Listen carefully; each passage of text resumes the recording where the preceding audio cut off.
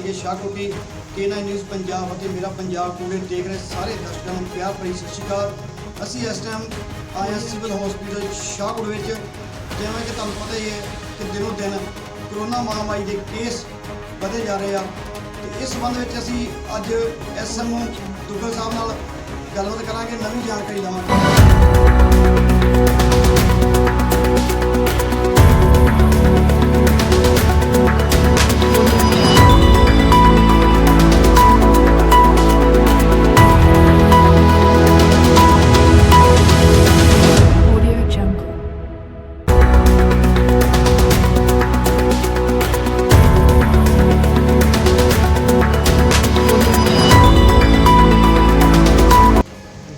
Doctor A.S. Duggal, senior medical officer civil hospital Shahkot. ਅੱਜ 26 ਜੂਨ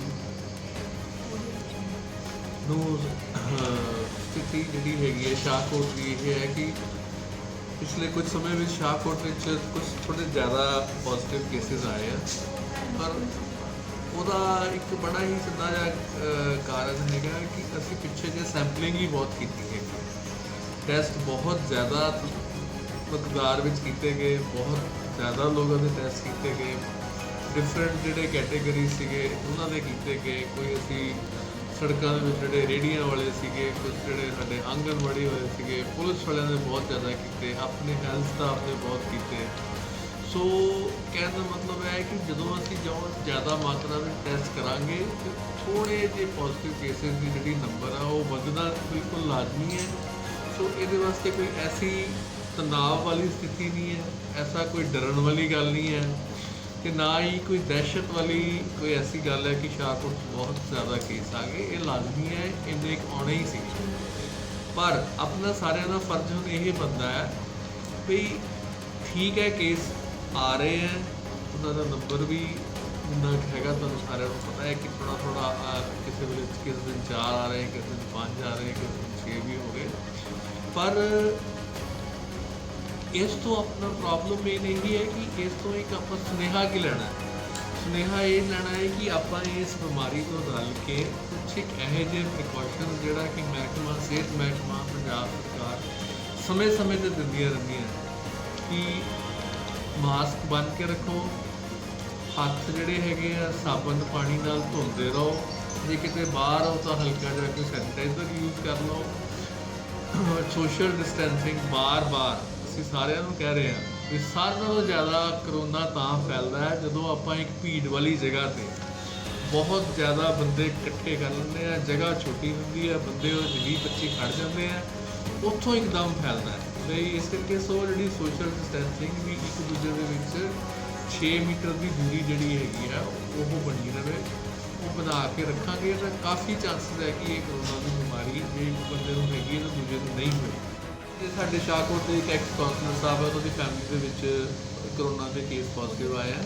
ਸੋ ਕੋਈ ਐਸੀ ਗੱਲ ਨਹੀਂ ਜਿੱਥੋਂ ਕਿ ਆਪਾਂ ਸਾਰੇ ਘਬਰਾ ਜਾਈਏ। ਉਹਨਾਂ ਦੇ ਘਰ ਦੇ 2 ਮੈਂਬਰ ਨੂੰ ਕਰੋਨਾ ਪੋਜ਼ੀਟਿਵ ਆਇਆ, ਉਹ ਕਿਉਂਕਿ ਇੱਕੋ ਹੀ ਘਰ 'ਚ ਇਕੱਠੇ ਰਹਿੰਦੇ ਸੀਗੇ ਅਤੇ ਉਹ ਬੜਾ ਇੱਕ ਲਾਜ਼ਮੀ ਹੈ ਕਿ ਇੱਕ ਦੂਜੇ ਤੋਂ ਇਹ ਪ੍ਰੋਬਲਮ ਇੱਦਾਂ ਹੋ ਜਾਂਦੀ ਹੈ। ਅਤੇ ਉਹ ਦੇਖਣ 'ਚ ਆਇਆ ਕਿ ਉਹਨਾਂ ਦੇ ਬਾਅਦ 4 ਮੈਂਬਰ ਤੋਂ ਹੋਰ ਵੀ ਆ ਗਿਆ। ਸੋ ਕੋਈ ਗੱਲ ਨਹੀਂ, ਅਸੀਂ ਉਹ ਸਾਰਿਆਂ ਨੂੰ ਆਪਣਾ ਜਿਹੜਾ ਹੈਗਾ 2 ਤਾਂ ਉਹਨਾਂ ਦੇ ਮੈਂਬਰ ਪਹਿਲਾਂ ਹੀ ਹੌਸਪੀਟਲ ਸੀਗੇ, ਬਾਕੀ ਜਿਹੜੇ 4 ਅਸੀਂ ਉਹਨਾਂ ਨੂੰ ਸਿਵਲ ਹਸਪਤਾਲ ਭੇਜਿਆ, ਉੱਥੋਂ ਉਹਨਾਂ ਨੇ ਉਹਨਾਂ ਨੂੰ ਹੋਮ ਆਈਸੋਲੇਸ਼ਨ ਵਾਸਤੇ ਉਹ ਅਲੱਗ ਕਰਤਾ। ਸੋ ਅਸੀਂ ਉਹਨਾਂ ਨੂੰ ਆਪ ਦੇ ਘਰ ਤੋਂ ਇੱਕ ਸੈਪਰੇਟ ਜਗ੍ਹਾ 'ਤੇ ਉਹ ਰਹਿ ਰਹੇ ਆ ਜਿੱਥੇ ਕੋਈ ਹੋਰ ਆ ਜਾ ਨਹੀਂ ਸਕਦਾ। ਸੋ ਅਗਲੇ 14 ਦਿਨਾਂ ਨੂੰ ਉਹਨਾਂ ਨੂੰ ਨਿਗਰਾਨੀ ਹੇਠ ਰੱਖਿਆ। ਦੇਖਦੇ ਹਾਂ ਜੀ ਉਹਨਾਂ ਦਾ ਕਿਸ ਤਰ੍ਹਾਂ ਉਹਨਾਂ ਦਾ ਚੱਲਦਾ ਹੈ, ਕਿ ਉਹਨਾਂ ਦਾ ਸਿੰਪਟਮ ਕੋਈ ਹੋਰ ਖੰਘ ਰੇਸ਼ਾ ਬੁਖਾਰ ਵਗੈਰਾ ਵੱਧਦਾ ਤਾਂ ਨਹੀਂ ਹੈਗਾ। ਸੋ ਕਹਿਣ ਦਾ ਮਤਲਬ ਹੈ ਕਿ ਇਹ ਬੜਾ ਇੱਕ ਨੋਰਮਲ ਜਿਹਾ ਪ੍ਰੋਸੈਸ ਹੈ। ਤੇ ਪਰ ਆਪਣੀ ਸਾਰੇ ਜਿਹੜੇ ਸ਼ਾਹਕੋਟ ਦੇ ਵਾਸੀ ਹੈ, ਸ਼ਾਹਕੋਟ ਦੇ ਜਿਹੜੇ ਵਸਿੰਦੇ ਆ, ਆਪਾਂ ਨੂੰ ਇਸ ਚੀਜ਼ ਤੋਂ ਨਹੀਂ ਘਬਰਾਉਣਾ ਵੀ 4 ਆ ਗਏ 6 ਆ ਗਏ। ਆਪਾਂ ਇਹ ਸੋਚਣਾ ਵੀ ਇਹ ਵਧਣ ਨਾ, ਇਹ ਪ੍ਰੋਬਲਮ ਵਧੇ ਨਾ, ਇਹ ਪ੍ਰੋਬਲਮ ਅੱਗੇ ਆਪਾਂ ਇੱਕ ਦੂਜੇ ਤੋਂ ਨਾ ਫੈਲਾਈਏ। ਸੋ ਉਹਦੇ ਬੜੇ ਛੋਟੇ ਜਿਹੜੇ ਤੁਹਾਨੂੰ ਮੈਂ ਗੱਲਾਂ ਦੱਸੀਆਂ। ਹੁਣ ਅਗਲੀ ਗੱਲ ਜਿਹੜੀ ਮੈਂ ਦੱਸਣੀ ਚਾਹੂੰਗਾ ਕਿ ਸਾਡੀ ਹੁਣ ਜਿਵੇਂ ਹਾਊਸ ਹਰੇਕ ਘਰ ਵਿੱਚ ਸਾਡੀਆਂ ਟੀਮਾਂ ਜਾ ਰਹੀਆਂ, ਸਿਰਫ ਇੱਥੇ ਹੀ ਨਹੀਂ ਹੈ ਵੀ ਜਿੱਥੇ ਕੇਸ ਪੋਜ਼ੀਟਿਵ ਆਏ ਆ, ਸਾਰੇ ਸ਼ਾਹਕੋਟ ਬਲਾਕ ਵਿੱਚ ਸਾਡੀ ਸਰਵੇ ਚੱਲ ਰਹੀ ਹੈ। ਇੱਕ ਘਰ ਵਿੱਚ ਸਾਡੀ ਟੀਮ ਨੇ ਜਾਣਾ।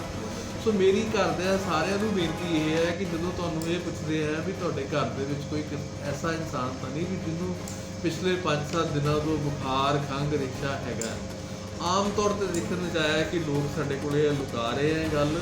ਮੈਂ ਇਹ ਸਾਰਿਆਂ ਨੂੰ ਬੇਨਤੀ ਕਰਦਾ, ਪਲੀਜ਼ ਲੁਕਾਓ ਨਾ, ਸਾਨੂੰ ਦੱਸੋ ਵੀ ਹਾਂ ਸਾਡੇ ਘਰ ਦੇ ਵਿੱਚ ਇੱਕ ਐਸਾ ਪੇਸ਼ੈਂਟ ਹੈਗਾ, ਮਰੀਜ਼ ਹੈਗਾ ਜਿਹਨੂੰ ਇਹ ਪ੍ਰੋਬਲਮ ਹੈ। ਅਸੀਂ ਉਹਦਾ ਨੋਟ ਕਰਾਂਗੇ, ਅਸੀਂ ਉਹਦਾ ਤੁਹਾਨੂੰ ਟੈਸਟ ਵੀ ਕਰਵਾ ਕੇ ਦੇਵਾਂਗੇ, ਤੁਹਾਨੂੰ ਉਹਦਾ ਹੱਲ ਵੀ ਦੱਸਾਂਗੇ, ਜੇ ਕੋਈ ਲੋੜ ਪਈ ਕੋਈ ਦਵਾਈ ਵੀ ਦੱਸਾਂਗੇ।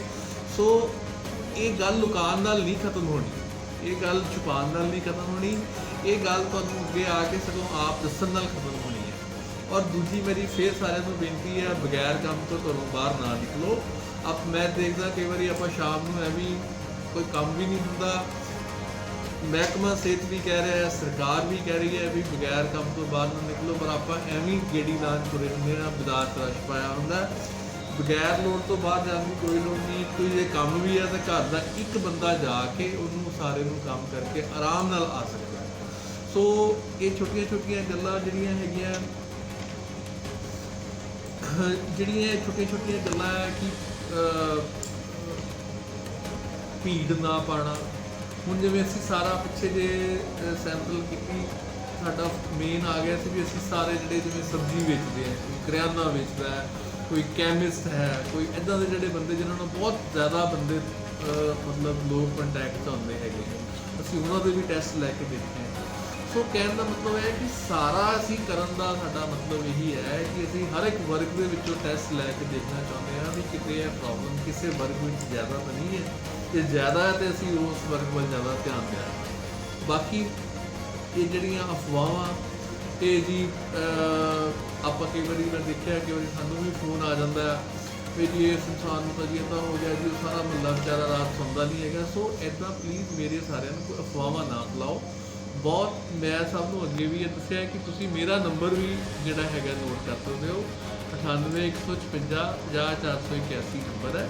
ਤੁਹਾਨੂੰ ਕਿਸੇ ਵੇਲੇ ਕੋਈ ਇਮੀਡੀਏਟਲੀ ਰਾਤ ਨੂੰ ਬਾਅਦ ਲੋੜ ਪਵੇ, ਮੇਰਾ ਜਿਹੜਾ ਫ਼ੋਨ ਹੈ ਉਹ 24 ਘੰਟੇ ਔਨ ਹੈ, ਤੁਸੀਂ ਮੇਰੇ ਨਾਲ ਕਿਸੇ ਵੇਲੇ ਵੀ ਸੰਪਰਕ ਕਰ ਸਕਦੇ ਹੋ।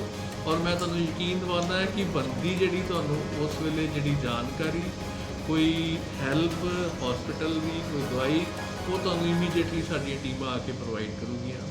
ਸੋ ਇੱਕ ਵਾਰੀ ਆਪਾਂ ਸਾਰੇ ਰਲ ਕੇ ਫਿਰ ਪ੍ਰਣ ਕਰੀਏ ਕਿ ਆਪਾਂ ਆਪਣੇ ਆਪ ਨੂੰ ਸਵਸਥ ਰੱਖਣਾ, ਆਪਾਂ ਆਪਣੇ ਸੂਬੇ ਨੂੰ ਸਵਸਥ ਰੱਖਣਾ, ਆਪਣੇ ਪਰਿਵਾਰ ਨੂੰ ਸਵਸਥ ਰੱਖਣਾ, ਔਰ ਖ਼ਾਸ ਤੌਰ 'ਤੇ ਜੋ ਸਰਕਾਰ ਦੀਆਂ ਹਦਾਇਤਾਂ ਉਹਨਾਂ ਨੂੰ ਇਨ ਬਿਨ ਕਰਕੇ ਮੰਨਣਾ ਹੈ। ਔਰ ਤੰਦਰੁਸਤੀ ਦੀ ਜਿਹੜੀ ਇੱਕ ਲਹਿਰ ਹੈ ਜਿਹਦੇ ਵਾਸਤੇ ਪੰਜਾਬ ਜਾਣਿਆ ਜਾਂਦਾ ਹੈ,